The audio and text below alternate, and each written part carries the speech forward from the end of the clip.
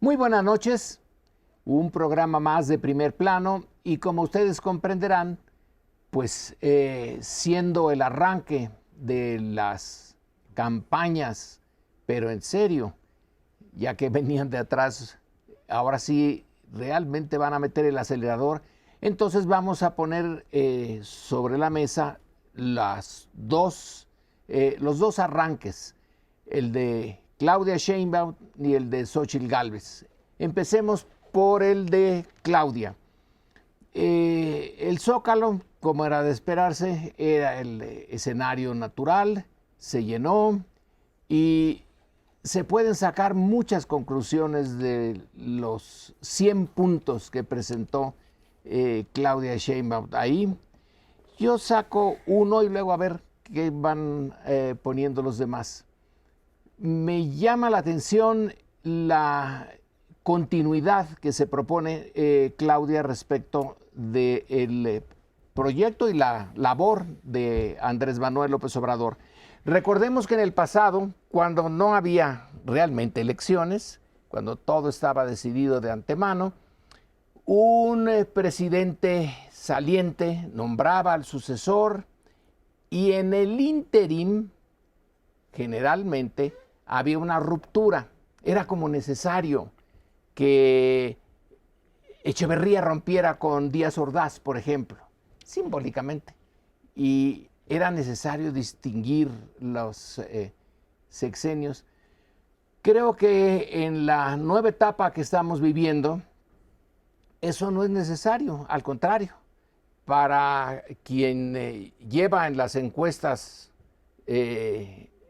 la delantera y con un presidente que tiene a esas alturas un apoyo notable, entonces seguir adelante en la construcción de lo que se llama el nuevo régimen. Y eso lo puso de manifiesto una y otra vez Claudia Sheinbaum. Pero hay muchas otras cosas que se dijeron en ese Zócalo, así que... Yo creo que, perdón, ¿alguien quiere entender? Hay un artículo el día de hoy en el Universal que firma Ricardo Monreal. Es un artículo que trata este tema de las posibles rupturas. Lo trata con mucho cuidado, empieza citando a Maquiavelo, diciendo cómo se dan las relaciones entre los gobernantes y los quienes los suceden, qué tipo de problemas se pueden presentar. Y para no citar todo el artículo, sí va diciendo que en México, en muy distintas elecciones, cita la de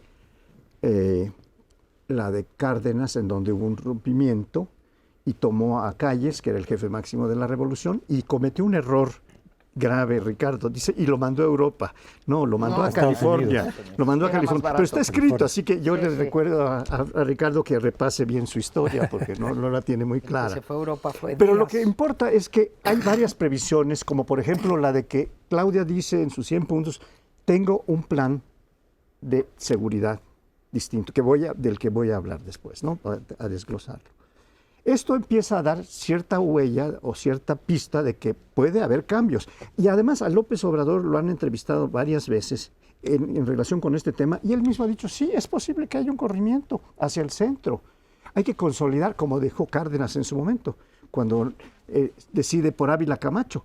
Y dice, hay un corrimiento muy probable al centro y está bien, hay que consolidar los cambios, pero va a haber una continuidad fundamental y va a haber algunas modificaciones. Ya lo aceptó el propio presidente. Entonces, eso da una cierta pista, pero hay otra en la que puede ser que la ruptura sí se parezca a la que tuvieron Calles Cárdenas, porque hay varios temas, el de seguridad sería clave, porque es una de las cuestiones que más duramente se ha estado tratando y más insistentemente se ha estado tratando, que sí puede hacer un parteaguas entre lo que planteó durante su gobierno el presidente López Obrador de lo que pueda plantear Claudia. Yo no lo veo, Paoli, no veo ni una cosa ni la otra, ni que esté admitiendo López Obrador que haya cambio, ni tampoco un cambio en la política de seguridad. Si vemos los 100 puntos, ¿habría algún matiz de fortalecer a la Guardia Nacional? Ni siquiera dice la Guardia Nacional a manos civiles, básicamente dice desde abrazos no balazos, ¿sí? Hasta mantener, bueno, lo puso en estos términos, se quedará el ejército hasta que tenga que quedarse o hasta que sea necesario, pero básicamente no vi incluso lo de las obras que van a seguir, que las va a continuar, etcétera. No habla de regresar al ejército a las tareas de seguridad interna, seguridad nacional. pública o seguridad nacional, ¿no? No veo ese cambio. Yo más bien, como digo, es continuidad sin prácticamente nada de cambio. Hay dos o tres cositas, por ejemplo, que nunca ha mencionado López Obrador, por ejemplo, la reelección, que ella está proponiendo quitar la reelección absoluta, también para los senadores, diputados, alcaldes, etcétera, que eso no se lo había visto, y, por ejemplo, darle a las mujeres desde 60 años, también a las mujeres empezarles a dar programas sociales, que también lo dice, por cierto, Xóchitl. Así que en lo económico veo la misma ruta, básicamente, no se habla tampoco de reforma fiscal, nada. En la parte social, donde incluyo la violencia, tampoco hay ningún cambio, programas sociales lo mismo, esta concepción en seguridad de que si das más oportunidad a los jóvenes ya no los va a reclutar el crimen organizado, etcétera. Y la que más me preocupa y que más me hubiese gustado que se deslindara, y lo digo para Xóchitl y para Claudia, yo no quisiera la constitucionalización de este cambio de régimen político que ha habido, en donde se concentra más poder en el Ejecutivo y se debilitan al Poder Judicial y desaparecen los contrapesos. Sí que me parece una calca idéntica, ¿sí? En donde el presidente López Obrador en sus 23 giras por los estados, que anunció ya, va a ir marcando la pauta. Yo veo muchas de las promesas de Claudia muy iguales a las que hizo hace 6 años López Obrador. Entonces, claro, sí es como continuidad, pero se puede leer como que como que no logró López Obrador lo que prometió, y entonces ahora lo retoma Claudia para ahora sí cumplirlo. Claro que el discurso que ellos manejan es, no, los cimientos sí están, nada más no daba tiempo, como efectivamente muchos pensábamos que no daría tiempo ese cambio que 1000 veces ofreció López Obrador, que sí se daría en este sexenio. Muchos decíamos, no, incluso si toma las medidas adecuadas, en 6 años no creo que se logre. Pero entonces se maneja este discurso del segundo piso, ¿no?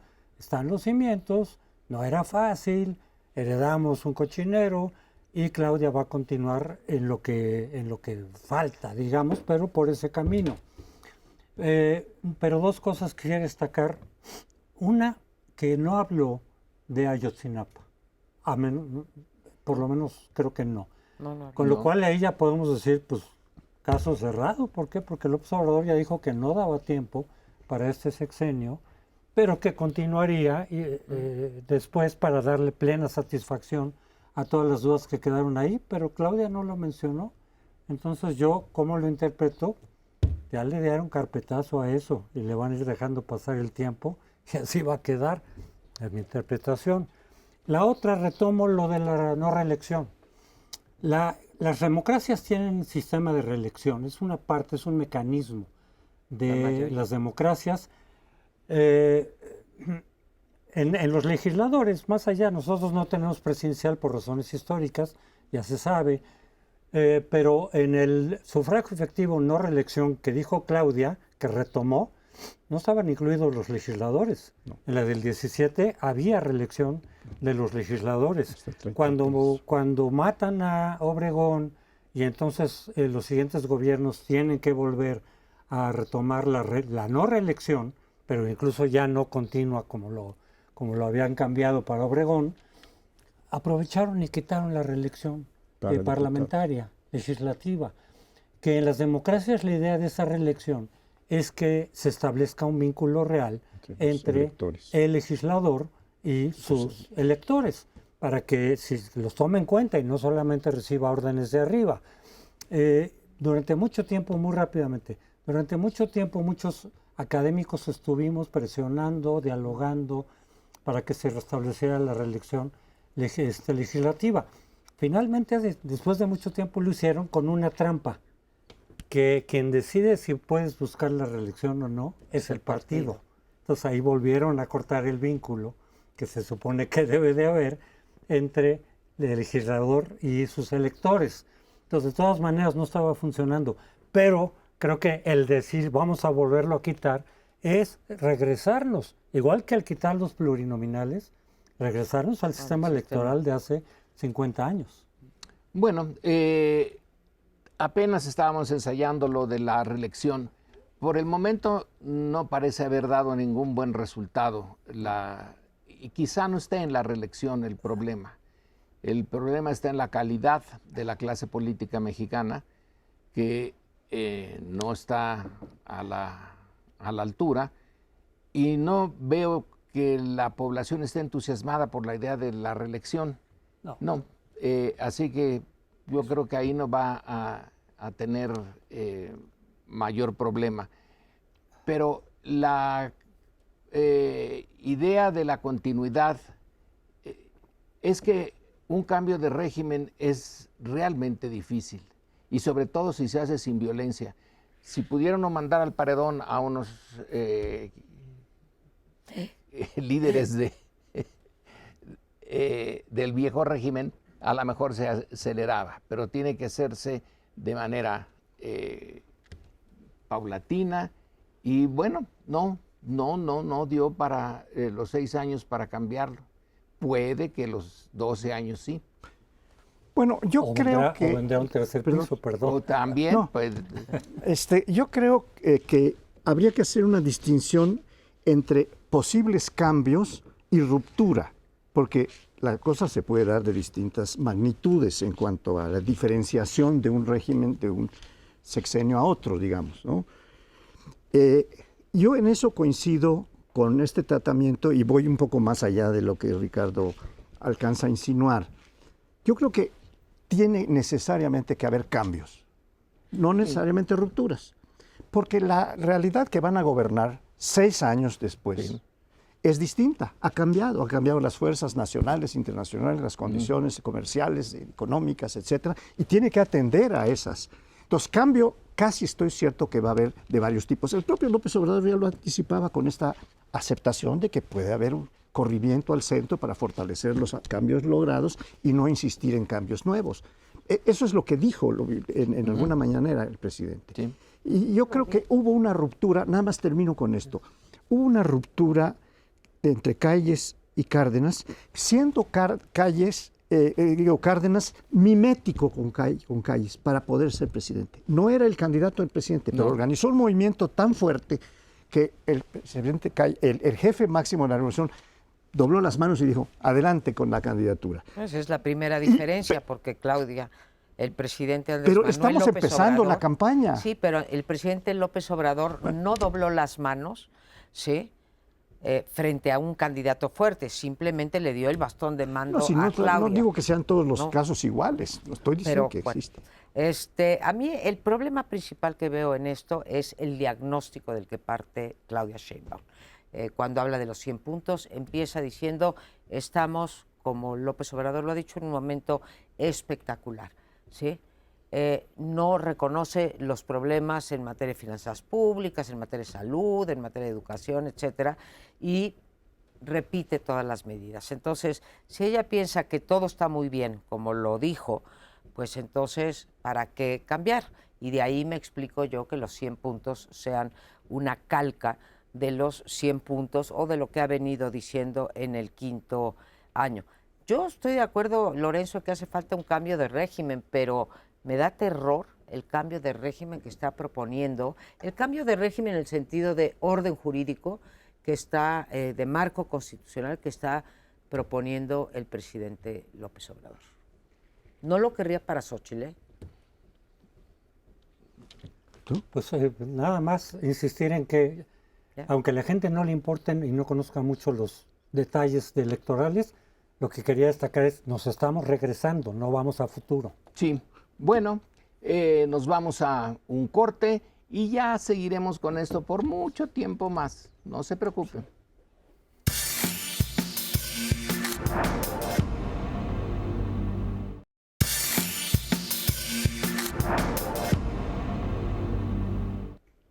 Bueno, y por mucho tiempo, todos estos meses se ha dicho cuál es la propuesta de la oposición, qué es lo que Xóchitl propone que realmente pues, pueda ser atractivo para los electores, más allá de simplemente decir, ya no queremos a Morena, los que ya no quieren a Morena, y que casi ese era el único motivo para pedir el voto.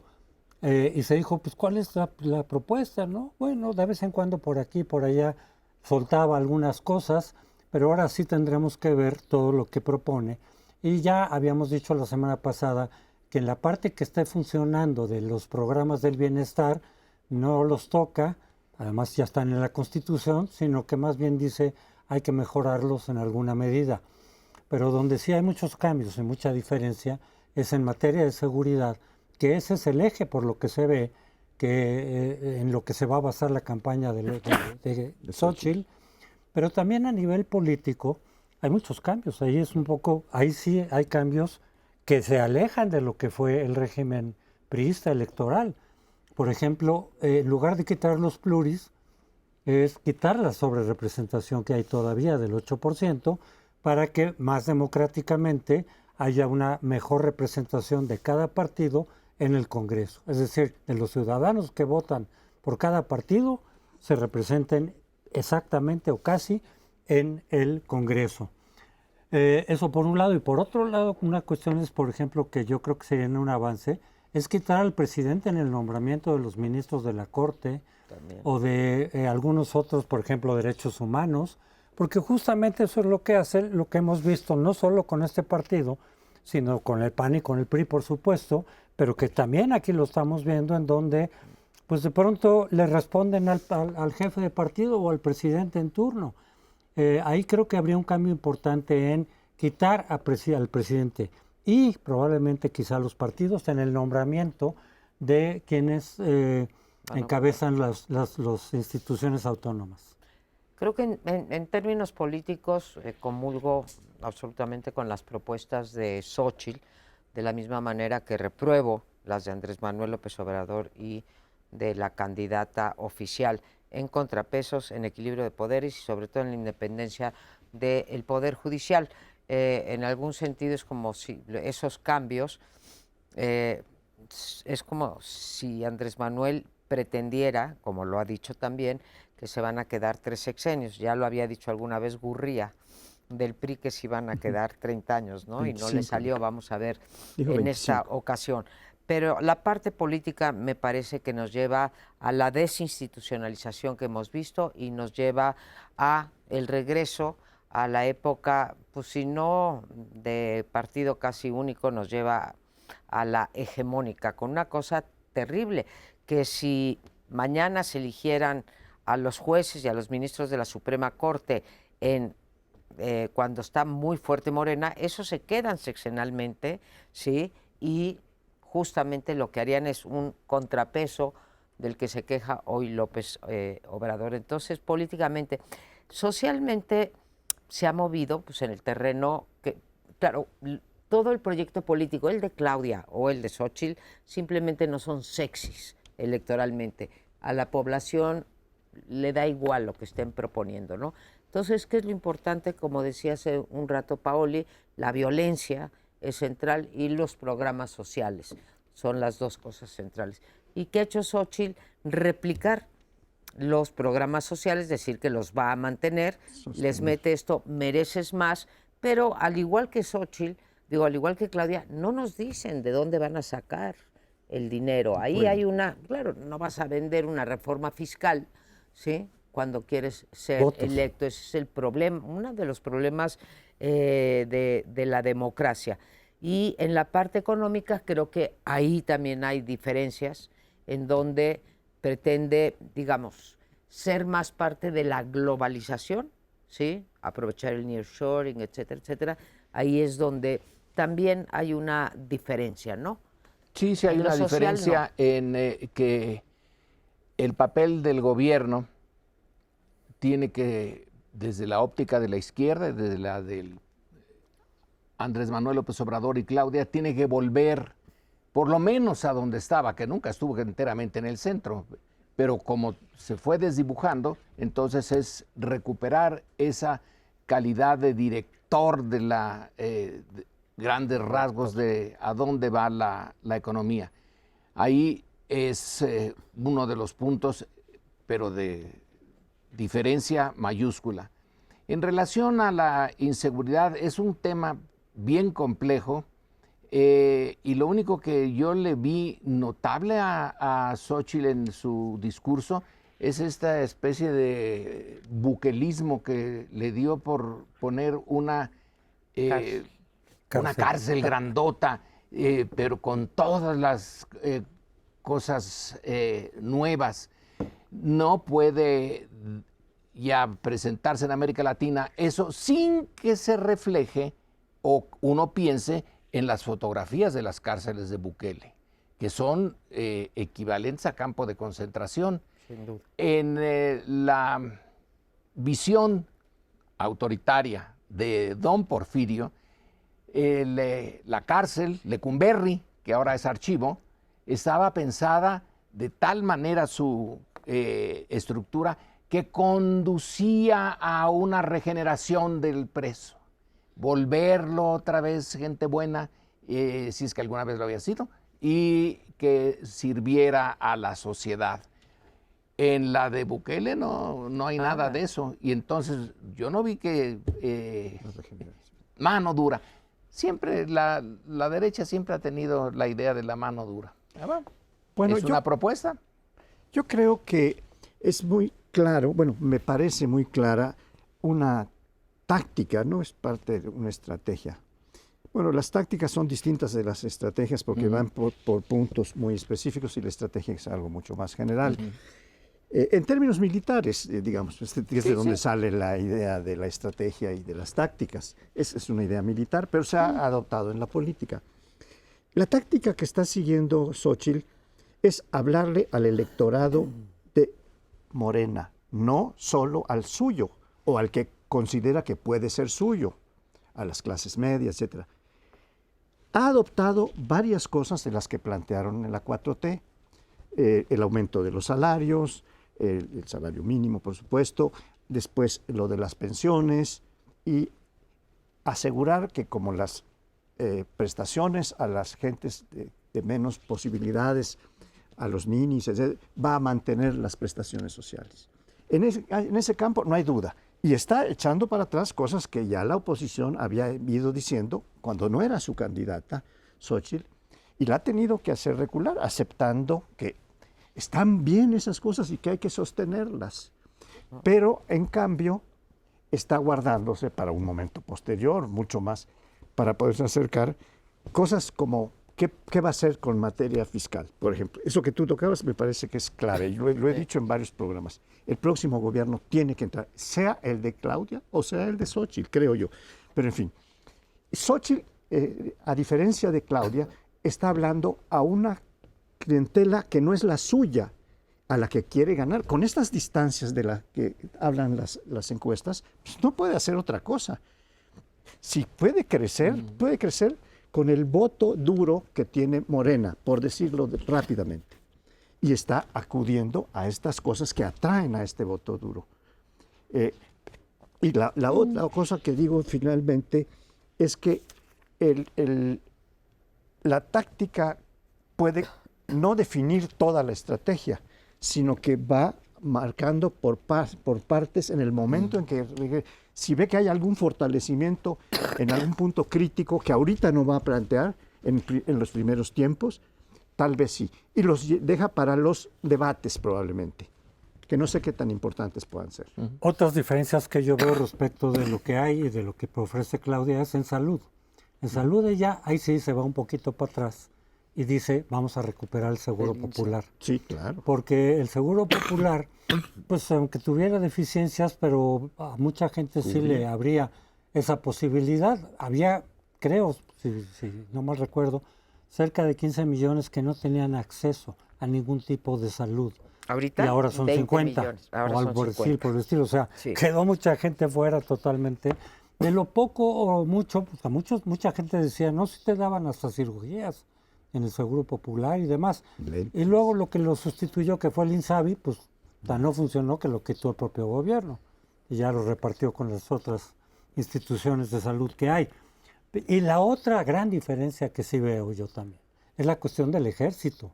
Es decir, lo que dijo Xóchitl es que el ejército regrese a sus funciones fundamentales Que son de y seguridad la Guardia nacional. Nacional también concentrada en las cuestiones de seguridad con un civil. Es decir, recalcar el carácter civil de la Guardia como originalmente se había planteado y no querer militarizarlo como lo quiso hacer López Obrador. Creo que es más amplia la propuesta de seguridad que nada más lo de la cárcel y Es la más además, espectacular. Sí. Hablo de una cárcel de alta seguridad y etcétera para los criminales más peligrosos, etcétera, y sus asesores o ellas no pensaron en la asociación que haces con Bukele, ¿no? Y le ha costado, bueno, cuando menos le ha costado en las redes, pero vaya, tiene muchas otras cosas como hacer civil a la Guardia Militar, duplicar su número. La Guardia desde- Nacional. Digo, Guardia, ¿qué dije? La Guardia Sindical. Militar. La Guardia Nacional. Nacional. Quitarle las funciones de aeropuertos, aduanas, etcétera, a los militares, que no tapen baches. Así fue, como lo dijo. Entonces, tiene más aspectos, tiene lo de las víctimas, tiene la agenda binacional con Estados Unidos, o sea, va más allá de la cárcel, que no fue, vaya, que se hizo presa justamente de una serie de críticas, ¿sí? Ahora, Xóchitl le está hablando no nada más al electorado de Morena, les está diciendo, desde luego, ni principalmente, no creo que ella tenga que crecer a costa de el de Morena. Ella tiene un 40% o bueno, un 37% de gente que no vota, o sea, tiene que abatir el abstencionismo.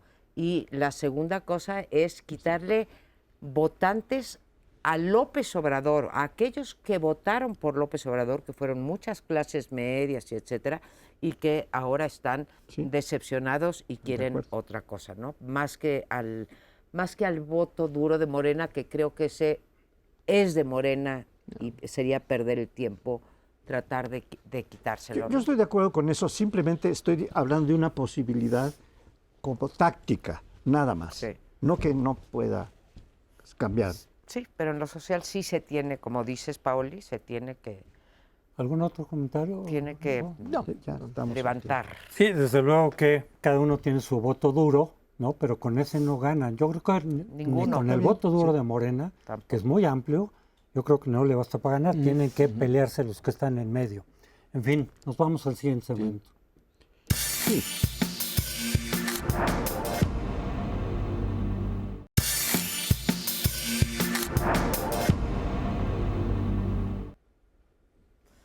Pues de cara a las elecciones, a las campañas electorales que ya comenzaron, tenemos dos temas centrales y en este segmento vamos a tratar uno, ¿no? Dos grandes, quizá tres grandes peligros de las elecciones 2024, que yo creo, pues, lo que llamaríamos una elección de Estado, esto es que esté interviniendo el aparato de poder hoy en manos de López Obrador, antes en manos de Peña Nieto, antes en manos de cada uno de los partidos. La segunda es la debilidad de las autoridades electorales en este momento y la tercera que queremos platicar con ustedes es la de la violencia política. La violencia política ha venido político-electoral, ha venido creciendo ya desde hace muchos años, cuando menos bueno, es ancestral, pero vaya, se ha agudizado de Felipe Calderón para acá, pero ya en estas elecciones ha cobrado más víctimas que en las elecciones presidenciales de otros, a estas alturas, ¿no? De otros procesos electorales, ¿sí? Que es el asesinato de aspirantes, precandidatos o incluso ya candidatos. Tenemos en el caso de algún municipio de Michoacán 2, en varios municipios. Guerrero es el más afectado, sin duda, y esto es muy preocupante. Todos los presidentes han dicho, quizá con más claridad López Obrador, que los del crimen organizado se portan bien el día de la jornada electoral, donde no suele haber tanto entrometimiento, sobre todo violencia, pero tenemos el problema de que están decidiendo en varias porciones del territorio nacional, ¿sí?, quiénes van a ser los candidatos, pero sobre todo quiénes no van a ser los candidatos. Entonces, ya de inicio tenemos un problema para cualquier partido, ¿no?, de captura de territorio, captura del candidato y luego, por supuesto, si es triunfador, captura de la autoridad. Si no es triunfador, entonces volverá a entrar el crimen organizado para neutralizar al ganador. Bueno, yo creo que vale la pena plantear dos cosas, al menos eso es lo que yo quisiera hacer. Una es que en este momento se está planteando por varias organizaciones, algunas muy importantes como Naciones Unidas, como la Iglesia, el Episcopado Mexicano, esta preocupación que sí puede llegar a masas. La de la ONU menos, pero la de la Iglesia pues, está en todos lados. Hay párrocos y en cualquier punto de... Entonces, la intervención de la Iglesia puede ser importante en términos de llamar la atención.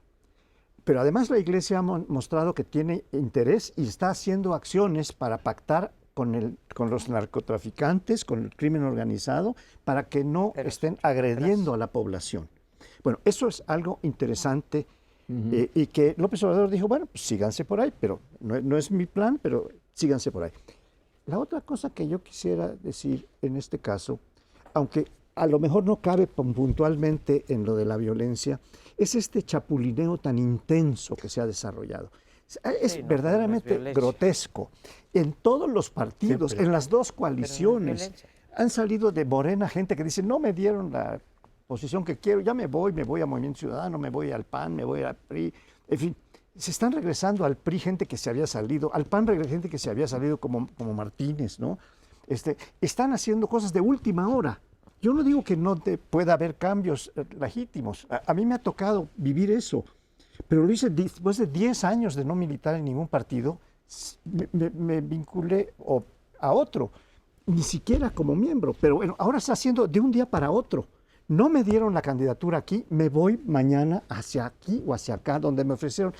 Lo que están haciendo los priistas, que por cierto criticó muy severamente Xóchitl, es estos priistas que no fueron a alzarle la mano cuando la declaraban candidata de la coalición, Fuerza y Corazón, que son priistas muy destacados, y en cambio sí alabó a los priistas como Camacho, ¿verdad? César Camacho, pero sí se tiró contra Obdulio Ávila y contra los que no fueron muy fuertemente. Pero ¿y la violencia? Bueno, O sea, ahora creo que vamos a ver violencia a la con- violencia como parte central del discurso de Xóchitl Gálvez y de la derecha. Tiene que ser. No es ninguna sorpresa y es natural. Yo casi puedo ver del lado de Morena propuestas muy, digamos, alentadoras hacia el futuro. Y del otro lado, como corresponde a una oposición, la oposición tiene que estar viendo qué es lo que está Mal. terrible, entonces es la inseguridad. Pero la inseguridad está concentrada no en la población en general, porque ahí está el INEGI sacando sus cifras sobre percepción global de la sociedad en torno a la inseguridad y ha bajado esa percepción. Está en los grupos políticos y en la lucha entre los carteles. Son los dos que, en donde la inseguridad sí tiene que ser preocupante.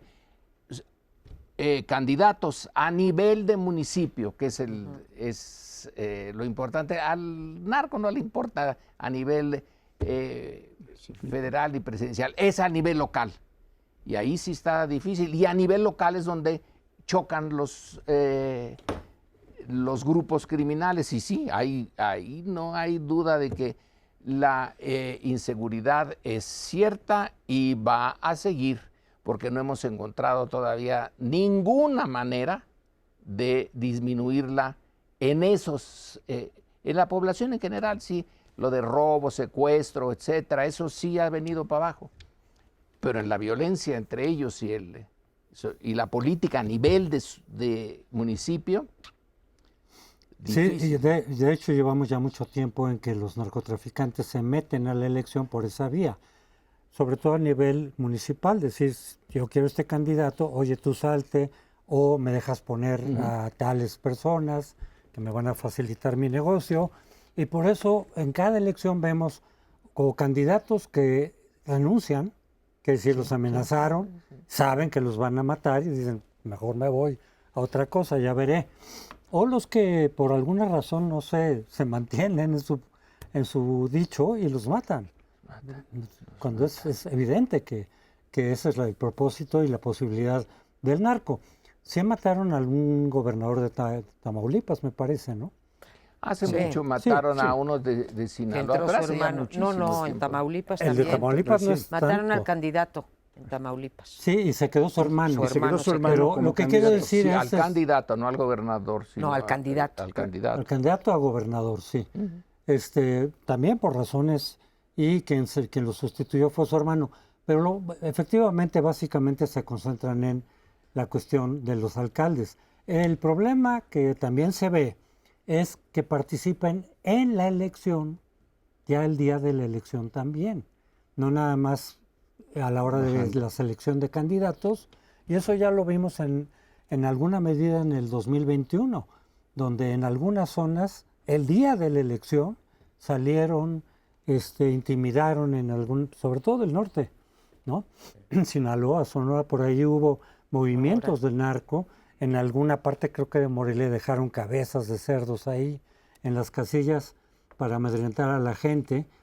Y el dinero del narco, que puede también estar circulando por debajo de la mesa, eso tampoco sería nuevo. No. Y empieza a haber indicios. Hoy, por ejemplo, en el artículo de Héctor de Mauleón, habla de que le llegaron videos y demás, de que hubo, además de muchos, ¿cómo se llama?, capturar dinero de los adultos mayores para otros fines, también en Sinaloa, dinero del narco.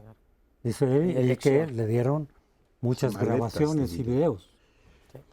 A ver, no por ser a nivel municipal y no a nivel estatal, salvo esta excepción que estamos mencionando, es menos grave, ¿no? Ahora sí que, como dijera el científico político Que conste que yo no norteamericano... dije que no fuera grave, nada más dije claro que- que no, estabas describiendo un fenómeno, ¿no? Pero no por ser, quiero decirlo, no por ser a nivel municipal es menos grave. Claro, si mataran a un candidato presidencial, un candidato a gobernador, no me quiero imaginar lo que sería este papel. Pero el punto es que la violencia política electoral ya está presente y cada vez más presente en las elecciones. Y son homicidios, pero también es extorsión. Y el punto que yo quisiera poner aquí es que la contención por parte del Estado o por parte, como decía hace un momento Paoli, de la Iglesia, que por cierto el obispo dijo, pues ya no vamos a negociar con los criminales, siempre no, es mucho menos efectiva que el de la política de disuasión del crimen organizado, ¿sí? O sea, está apareciendo como un actor más poderoso y más efectivo el crimen organizado que el Estado o cualquier otro grupo de la sociedad. Y no creo que esto sea de izquierda o de derecha, ¿no? O sea, 180,000 homicidios en este sexenio hablan por sí mismos.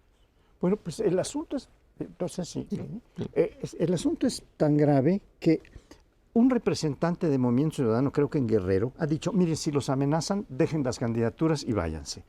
Sí está dando resultado. Y el mismo crimen organizado los baja.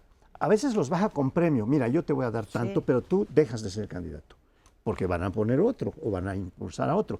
Cosas que han dado resultado desde 2006. Esto no es algo nuevo. Están teniendo eficacia en eso. Y lo otro es que la intervención del crimen organizado se da por partes en el proceso. Se va dando ahora que bajan candidatos, etcétera, sean presidentes municipales, diputados locales también los han matado. También. Lo local es importante, eso Sí, sí, lo local. pero los diputados los están matando igual a los candidatos. Y esto creo que tiene que pararse porque es terrible que esto esté ocurriendo. Pues una tregua voluntaria. ¿Quieres decir algo? Quedan 10 segundos. No. ¿No? Una tregua voluntaria creo que es imposible, así que si no interviene el Estado u otros grupos, difícilmente vamos a evitar la violencia. Nos vamos a otro bloque, quédese con nosotros.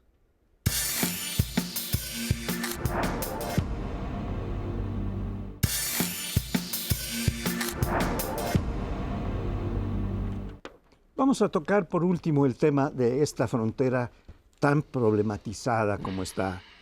Yo digo que ardiente, pero que la muestra del interés que tienen en Estados Unidos sobre la frontera es manifiesta cuando se presentan los dos candidatos, el presidente Biden y el señor Trump, a la frontera en distintos puntos, a decir que van a proteger la frontera. Ambos dicen lo mismo, es decir, ya tomaron el tema de la frontera como un tema fundamental de la campaña de los Estados Unidos. No es la primera vez, ¿eh? No es la primera vez, pero ahora pues que se presenten en plena campaña, porque están en campaña, esto nos dije que sí hay una preocupación grave. El problema fronterizo es gravísimo y está cada día más complicado porque llegan cada vez miles y miles de gentes que se atoran en la frontera, que no pueden pasar, porque ni uno ni otro, los gobernadores que están en la frontera, depende de qué posición tienen, pero en general los gobernadores estadounidenses de la frontera están con que hay que proteger la entrada de ilegales, ¿no? Proteger al país de la entrada de ilegales. Y esto es algo que pues, nos afecta a los mexicanos, no solo por ser un país de paso, donde todavía la mayor parte, o más bien en los últimos años, la mayor parte de los migrantes que quieren ir a Estados Unidos no son mexicanos, aunque todavía hay una porción de mexicanos grande que se quiere ir. Pero es un problema por varios asuntos. Está afectando la seguridad de las zonas que recorren, están siendo ellos mismos pues secuestrados, extorsionados por autoridades mayores o menores, a veces se sabe y a veces no se sabe. Y nosotros tenemos una responsabilidad como país, quiero decir. La ciudadanía tiene también una ciudadanía. Está aportando cosas para los migrantes, casas de seguridad, casas donde los alimentan, les hacen pasar la noche. Y están saturados, ya no pueden con esta frontera tan problematizada. El tema como el anterior, el de la seguridad, es uno imposible de resolver. Se podrá administrar mejor, pero resolver lo dudo. Y en este caso es casi imposible. La desigualdad entre el norte y el sur de nuestra frontera, cuando la frontera ya quedó sellada después de que se perdió la guerra del 46 al 48, el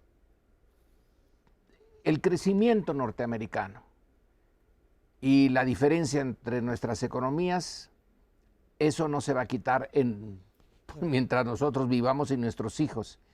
Es muy atractivo el poder ir al otro lado y así como el narcotráfico, mientras haya demanda, habrá quien la surta en el narcotráfico. Mientras haya empleos en Estados Unidos, habrá quien quiera irse allá.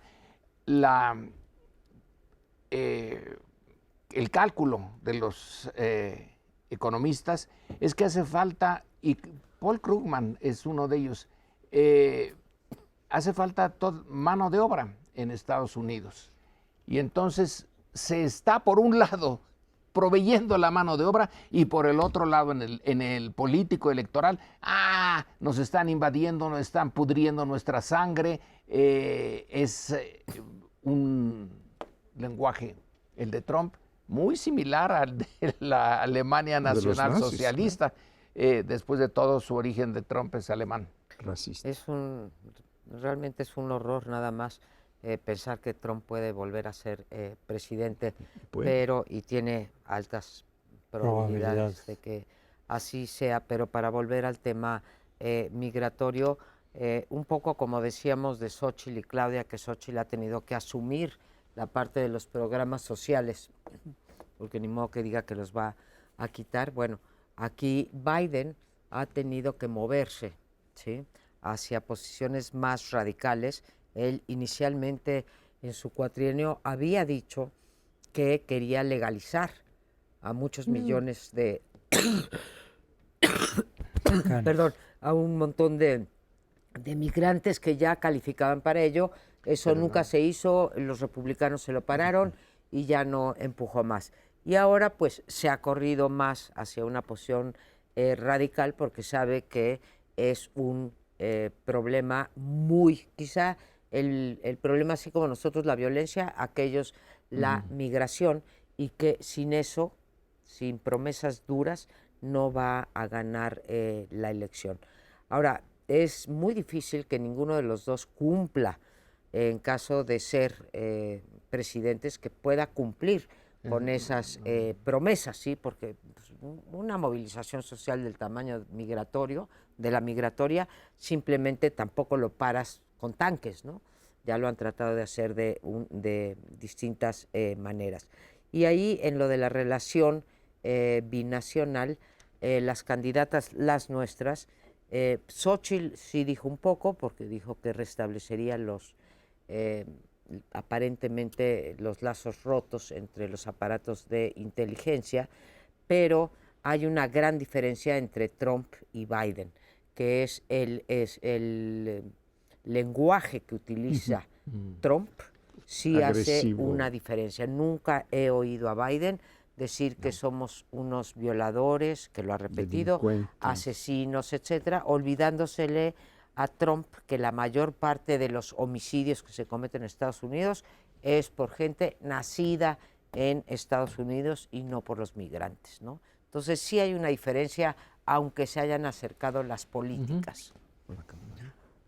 Había venido bajando el número de mexicanos que se iban a Estados Unidos. En el gobierno anterior, por lo menos, no recuerdo si es con Calderón o Fox o desde cuándo, pero efectivamente Apenas, sí. había venido bajando. Y ahora en este gobierno volvió a subir. Bueno, desde luego las razones podían ser pues la enfermedad, ¿no?